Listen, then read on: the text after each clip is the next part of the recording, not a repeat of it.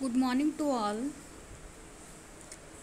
This is one of the topics of relativity, special theory of relativity, that is classical velocity addition theorem. See, from the Galilean transformation, from the set of equations of Galilean transformation equations like S dash equals x minus vt and y dash equals y, z dash equals z, t dash equals t. In this case, consider two frames S dash moving with uniform velocity v along origin O dash, common x axis, x dash axis. And consider a frame of reference x along x dash axis common to one frame of reference, that is S frame, which is at rest O x y z, and S dash O dash x dash y z y dash and z dash.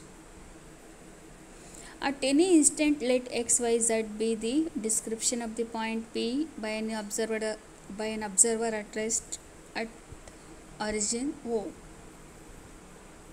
Here, according to classical physics, time measurement is absolute. It is independent of the velocity of the measurer. Here the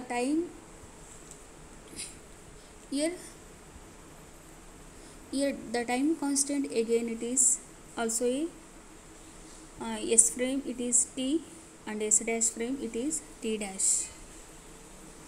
The concept of description of two events in two frame of reference which moves with uniform velocity. See, this is related to Galilean transformation equation. Using those equation, we can arrive the classical velocity addition theorem. See, from the equation you can observe, from Galilean transformation we have S dash equals x minus vt. Then differentiate with respect to t, dx dash by dt dash equals d by dt into x minus vt. That is dx by dt, that is velocity, classical velocity, that is ux dash equals ux minus v. Here velocity in S dash equals velocity in S frame, velocity of the frame.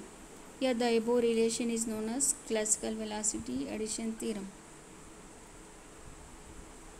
Suppose if the frame moving with opposite direction, what happens? Here it is negative sign.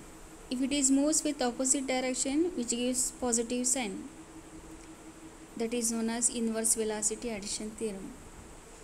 Here it becomes equation becomes S dash equals x plus vt, that is inverse classical velocity addition theorem.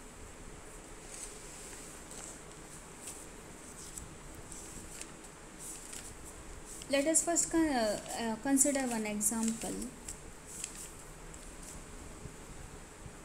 Suppose the velocity in S frame is 100 meter per second and another frame is,